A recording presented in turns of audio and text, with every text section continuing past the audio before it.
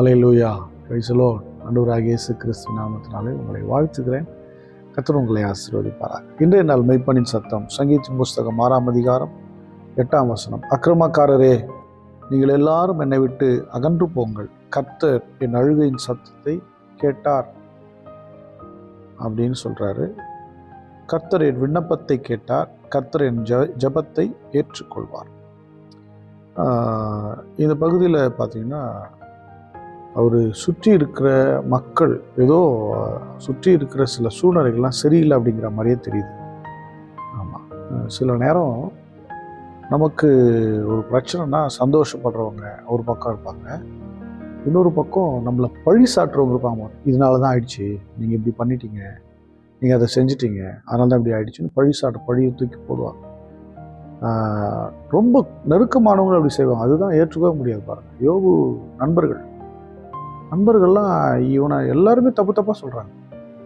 நீ ரொம்ப பெரும் பிடிச்சவன், நீ கர்வம் பிடிச்சவன், நீ ரொம்ப பண்ண, நீ ஏதோ ஆண்டுக்கு பிரியம் இல்லாமல் செஞ்சுட்ட, அதனால தான் உனக்கு இந்த பிரச்சனை அப்படின்லாம் தூக்கி வீச ஆரம்பிச்சிட்டாங்க வார்த்தைகளை. அப்படி தான் நம்ம சில நேரங்களில் நமக்கு நஷ்டங்களோ இழப்புகளோ இல்லை ஏதோ ஒரு வெட்கமோ நிந்தையோ வந்துடும்போது இவங்க அப்படி தான் என்ன பண்ணுவாங்க, மக்கள் நம்ம சுற்றி இருக்கிறாலும் தூக்கி போடுவாங்க. ஆனால் நமக்கு தெரியும், இது சத்ரு ஏதோ என்னை கொண்டு வந்து என்னை நாசம் பண்ண விரும்புகிறான், நான் ஜெபம் பண்ணுறேன் அப்படின்னா டக்குன்னு சில நேரம் ஓப்பன் திறக்கும் பாருங்கள். அப்போ நமக்கு சுற்றி இருக்கிறவங்க யாருன்னு தெரியும், நாம் ஜெபித்த ஜெபங்களுக்கு பதில் வந்துருச்சுன்னு புரியும். ஒரு நொடியில் ஆண்டவர் எல்லாத்தையும் மாற்றி போட்டுறாரு. அதே போல் தான் இங்கே தாவீதோடைய ஜெபத்தை சொல்கிறார், எல்லாம் என்னை விட்டு போங்க, என் அழுகின் சத்தத்தை கர்த்தர் கேட்டார்.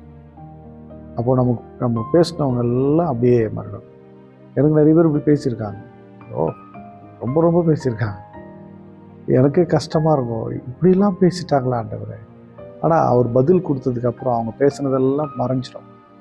ஏன்னா அதெல்லாம் எப்படின்னா பிசாசு அவங்க மூலியமாக பேசுகிறான், அவ்வளோதான். நாம் கர்த்தரோடு இருக்கிறோம், கர்த்தர் நம்முடைய அழுகையின் சத்தத்தை கேட்பார். எவ்வளோ பெரிய பிரச்சனை இருக்கும். நீங்கள் பாருங்கள், அந்த நண்பர்களுக்காக யோபு தான் ஜெபம் பண்ணி அவங்க சிறையிருப்பை இவர் மாற்றினார் இல்லை.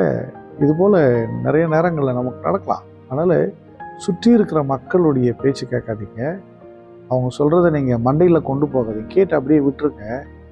கர்த்தருடைய சமூகத்தில் நில்லுங்க, கர்த்தர் உங்களுக்கு விடுதலை கொடுப்பார், உங்கள் ஜெபத்தை அவர் கேட்பார். உங்கள் அழுகையின் சத்தத்தை சொல்கிறார், அழுகையின் சத்தத்தை கேட்டார், விண்ணப்பத்தை கேட்டார், கர்த்தரின் ஜெபத்தை ஏற்றுக்கொள்வார். ஒரு கான்ஃபிடென்ட், ஒரு நம்பிக்கை, ஒரு நிச்சயம், ஒரு உறுதி உங்கள் ஜெபத்தில் உங்களுக்கு வேணும்ல.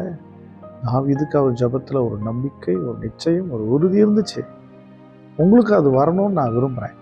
ஹல்லேலூயா, நமக்கும் அது வரணும்ல, எனக்கும் தான் வேணும். நம்பிக்கை இல்லாத ஜெபம் அது காற்று மாறிங்க, அது பிரயோஜனப்படாது. நம்பிக்கையோட விசுவாசத்தோடு ஜெபிப்போம், கர்த்தர் விண்ணப்பத்தையும் ஜெபத்தையும் ஏற்றுக்கொள்வார். ஸ்தோத்திரம் பண்ணுவோம். ஸ்தோத்திரம் ஆண்டவரே, ஸ்தோத்திரம் ஆண்டவரே. எங்களை சுற்றி நிறைய பேர் இருக்கிறாங்க, உங்களுக்கு வேற மாதிரி பேசுகிறாங்க, ஆனாலும் நீர் எங்கள் ஜெபங்களை கேட்பீர், அதற்காக ஸ்தோத்திரம். எங்கள் அழுகையின் சத்தத்தை நீர் கேட்டீர், அதற்காக ஸ்தோத்திரம்.